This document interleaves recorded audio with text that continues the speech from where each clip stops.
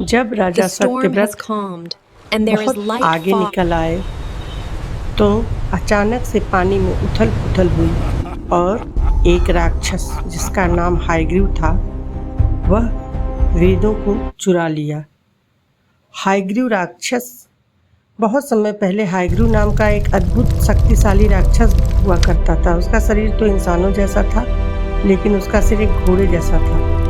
उसने अमर होने के लिए ब्रह्मा जी को बहुत कठिन तपस्या की। ब्रह्मा जी जब प्रकट हुए तो राक्षस ने उनसे वरदान मांगा कि उसे पूरी सृष्टि में कोई भी देवता, इंसान या जानवर न मार सके। उसने चाहा कि उसे केवल वही मार सके जिसका रूप बिल्कुल उसी के जैसा हो, यानी जिसका शरीर इंसान का हो, सिर घोड़े का हो। ब्रह्मा जी ने उसे वरदान दे दिया। यह वरदान पाकर राक्षस हायग्रीव खुद को अमर समझने लगा। उसे लगा कि दुनिया में दूसरा कोई घोड़े के सिर वाला इंसान तो हो ही नहीं सकता, इसलिए उसने मौत अपनी असंभव समझी। अहंकार में आकर उसने देवताओं पर अत्याचार करना शुरू कर दिया। उसने स्वर्ग पर कब्जा भी कर लिया और यहाँ तक कि ब्रह्मा जी के पास से परम ज्ञान के स्रोत चारों वेदों को भी चुरा लिया। वेदों को चुराकर वह समुद्र की सबसे गहरी और अंधी गहराइयों में जाकर छिप गया। वेदों के खो जाने से पूरी सृष्टि में अंधकार छाने लगा और धर्म का लोप होने लगा। सभी देवता घबराकर भगवान विष्णु की शरण में गए।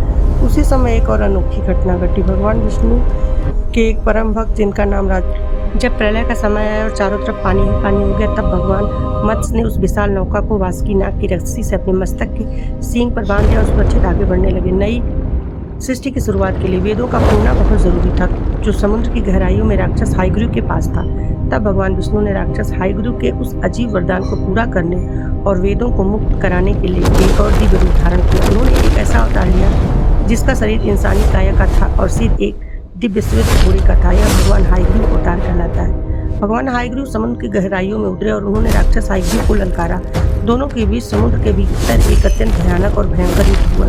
राक्षस हायग्रीव ने अपनी पूरी मायावी शक्ति लगा दी, लेकिन वह भूल गया था कि भगवान उसकी हर चाल से ऊपर है। चूंकि भगवान का यह रूप बिल्कुल वैसा ही था जैसा वरदान में तय हुआ था, यानी घोड़े का सिर और इंसान का शरीर, इसलिए भगवान हायग्रीव ने उस अहंकारी राक्षस का वध कर दिया। राक्षस का अंत करने के बाद भगवान ने चारों वेदों को सुरक्षित बाहर निकाला और उन्हें वापस ब्रह्मा जी को सौंप दिया। इसके बाद भगवान मत्स्य और हायग्रीव की कृपा से वेदों का वह पावन ज्ञान सप्त ऋषियों के माध्यम से नई सृष्टि और नई मानवता तक पहुंचा। यह कथा हमें सिखाती है कि कोई व्यक्ति चाहे कितना भी चालाक क्यों न हो या उसे कितना भी बड़ा वरदान क्यों न मिला हो, अगर वो अपनी शक्ति का गलत इस्तेमाल करता है और धर्म के रास्ते से भटक जाता है तो उसका अंत निश्चित है। बुराई कितनी भी गहरी छिपी हो, सच्चाई और भगवान का प्रकाश वहां पहुंचकर उसका अंत कर ही देती है।